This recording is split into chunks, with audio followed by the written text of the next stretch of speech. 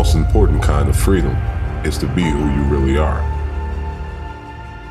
And to be free is not merely to cast off one's chains, but to live in a way that respects and enhances the freedom of others.